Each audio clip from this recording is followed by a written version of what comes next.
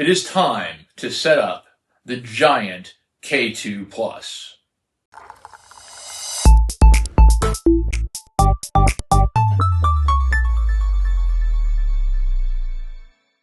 Okay, welcome back to Advanced Geekery. My name is David Gewirtz, and today we are going to set up the giant Creality K2 Plus. When you last turned in, we were unboxing this 100-pound beast. We have subsequently transferred it to its eventual rolling cart so that it can go into the Fab Lab, and per way too many of your suggestions, I got a haircut. So there we are. We are ready. We have it on a rolling cart so we can get around it. I have a haircut so it doesn't bother all of your sensibilities. And according to my wife, so I can sleep better. Her belief is that when I have a haircut, I sleep better. And she's probably right. So I've had a good night's sleep, and it's time to put this beast together. This program is sponsored in part by the Advanced Geekery weekly newsletter. Want exclusive access to my latest ZDNet articles, behind-the-scenes updates on my projects, and must-watch YouTube videos curated just for you? How about fascinating reads from around the web and a chance to have your own project spotlighted? It's all in the newsletter. And the best part, subscribing is absolutely free. Don't wait, click the link below to get your weekly issue and make it awesome. So I was thinking a little bit about order of operations. This is the glass cover that goes on top, and then the multi-filament system goes on top of that. And I will need to put the multi-filament system on top of that. But for the moment, this big piece of glass is over here, and I have some stuff I have to do inside the machine. So I'm going to open up the gaping chasm of this thing, and I'm going to open stuff up. I have to unlock the lift table. There's some connectors on the end. There's a tag in the back. So I'm going to do all of those things next. Now, I do want to mention something because it's something that was a little bit of a pain. And that's that this door was not hung correctly when I got it. The door was actually hanging down below the border here, and I had to take the thing off its hinges in here, remove the hinges, remove this panel, rehang the door, and put it back. And that's one of the reasons there's been a bit of a delay, because I had to figure out how to do that and then do the whole door hanging process. It was a little unfortunate because I was kind of hoping that this would come from the factory just right. But hey, we'll find out how it turns out. So far, I'm just impressed with its size. Hopefully, it'll work. Still can't quite get over the size of this machine, but there are 4 screws to pull out. There's one here, one there, one way back there, and then one up here. So let's get those out first. All right, so I removed the 4 screws. Okay, so next, I'm supposed to remove these things from up here, which apparently snap off, so that should be fairly simple to do. Yeah, there's one. There's the other. And then next up is the tape in the back that has to come out, which I will try to peel off.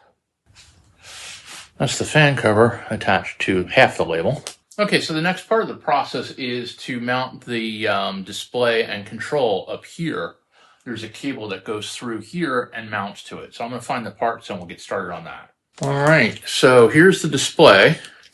And then there's a little packet that says screen base, which is the parts for the piece that goes in here. Okay, so this tab attaches to the piece of cable that's in the back here. I'm going to open up the door. And there is a cable, you can see here coming out. It apparently has to get tucked into here. So I'm going to pull the piece of tape off here, but I want to save it for a minute. And I'm going to push it through, I guess, this way. Looks like the way to go. I'm just going to leave that there for a moment. Okay, and then we have this pin here, which corresponds with that hole there. And then this thing goes like that, but we got to get the screws in there. So let me get one of the screws. See how well I can do with that. So I've got one screw. I'm locating it in one of the holes. I'm going to push that through there. I found one of the holes. Now I have a black and blue epoxy floor, which is kind of a mistake because if you lose something on the floor, it's almost impossible to find.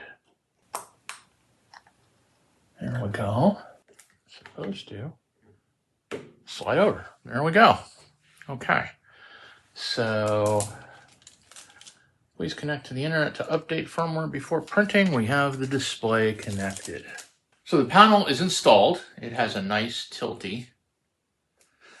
The only thing left to do for the main machine is install the spool holder and the glass. Now the spool holder goes here. And it's a very nice spool holder. It's actually one of the nicest I've seen, but I'm not going to install it. I don't have a lot of side-to-side room between this and the other machines. And I do have my own 3D printed spool holders that I mount to these parts. So I'm going to skip that.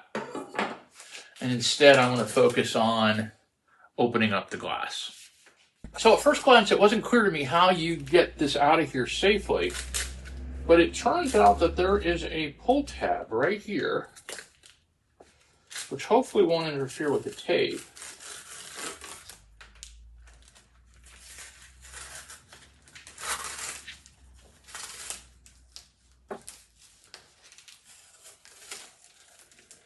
And that opens the front of this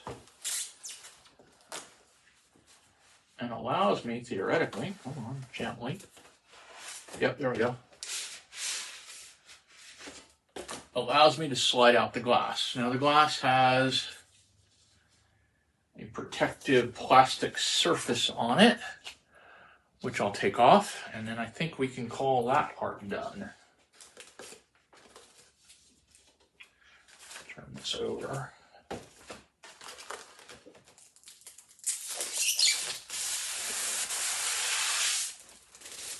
All right, that's the end of the plastic surface. Okay, and then the glass goes up here, which is quite a reach. This thing is a big printer, and it's a big piece of glass. And there we go. Okay, so the glass is done. And what that means is that the main printer is finished. Now it's time to put in the multi-filament system to go with it. I could theoretically power this thing up, and why don't I do that? Let's power it up and see what we get. And here you can see the benefit of having it on the cart, because my power's over here. I'm going to roll this way. And that 100-pound machine becomes just a really easy thing to move around and plug in. So I am going to point you at the display, which, believe it or not, I have to raise my tripod to its absolute maximum so you can see the display.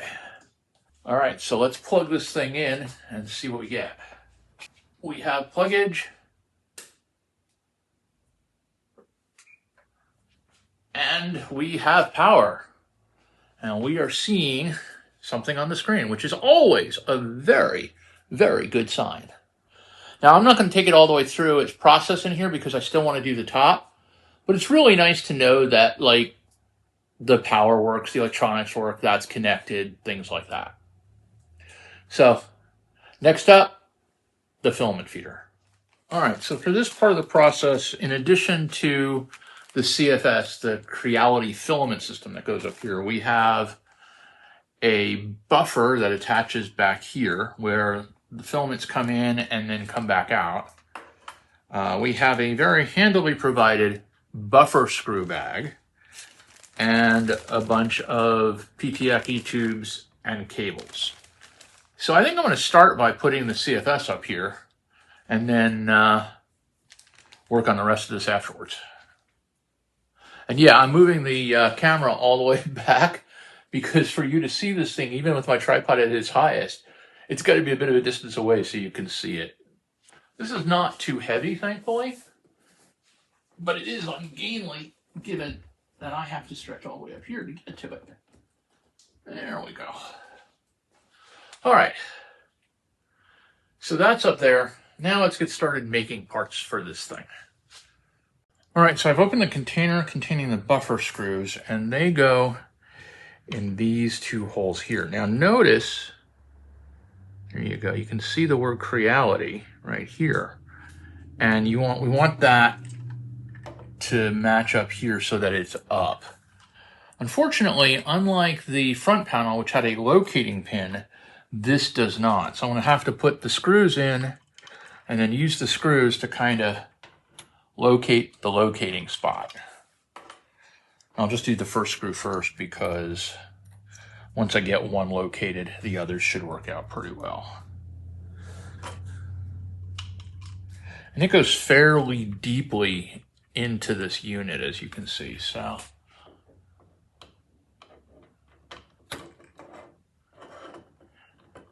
the buffer itself is very light, so it's not too much of an issue. All right. That's in there fairly securely. I want to point out that this says waste chute.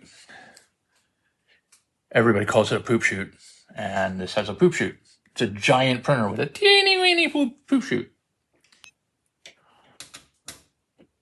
All right, so we now have the buffer securely installed. Next up are the two cables, and nicely enough, they actually tell you what's supposed to go where. So this is the tall one, and this goes from all the way up there to all the way down there. Neither of which you can see on camera. So let's back this up a bit. Still you can't see it. All right, let's back it up some more. Okay, so this one goes from the right point down to there. Now while I'm pointing things out, there's an Ethernet port down here, which is very nice. This also has Wi-Fi, but it's nice to see an Ethernet port. Okay, so two connectors seem the same. So let's drop this guy in up here. Yeah, you can't see that yet, can you? There we go. Now you can see it.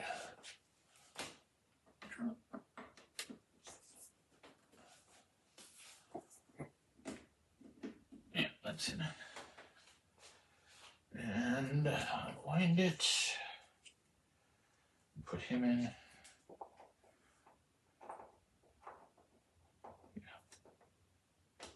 Down there. Okay, so that's the first one. This is the second cable, and it goes to the buffer.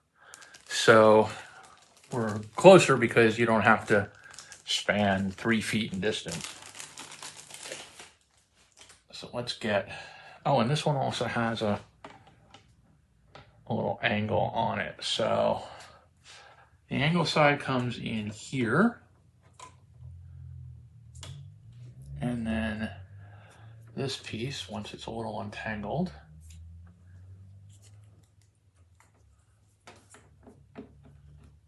goes there. Okay. All right. Since we're in this view, we might as well put the PTFE tube from somewhere to somewhere. All right, so this is listed as PTFE tube long, which goes from the CFS down into the buffer. Now notice that there are 4 points into the buffer here. That's not because there are 4 tubes coming out of the CFS like they do in the Anycubic. Instead, that's so that you can add 3 more CFSs to get a whole lot of alternate colors. But let's start here. And we should be able to just push that in. Yep, that's in. And then come down here. And that's in. Yep, both of those are in. That's the tube there. And then we have another one. This one is called PTFE tube short. And it goes from the outside of, let's make sure that brings out, goes from the outside here. And I want to show you something. Notice the PTFE tube is inside there. So when I move it, the tube moves. Make sure you push it all the way in so it gets into that inner piece up there. Right in here. Okay, so that's in there. And then we'll put it in here. And we're done. Yep, we're done. So I just want to point out that this thing is taller than I am. It's about as high as I can reach. So clearly when putting in filament in this thing, I'm going to need a little stool to get up there to load this thing. It's the first 3D printer I'm going to need to climb up onto a stool to be able to load and unload. But, you know, I mean, the build compartment is enormous. So it's worth it. Well, that's it, boys and girls. We have finished the setup of the K2 Plus. And I have to say it was much, much, much easier than setting up the Anycubic was. It kind of went together. I mean, the only challenge was it's big, it's tall. It's built, it's ready to go. I'm going to move it back into the Fab Lab. So just a quick follow-up before we end this. The printer is now up and running. It has successfully made a print. It's produced a Benchy, and also take a look at the size difference between it and the Bambu X1 Carbon. You can see it both in terms of the size of the two machines and the build plate difference. This machine is vastly bigger. For Advanced Geekery, my name is David Gewirtz. Go out there and make something awesome. And then scale it up.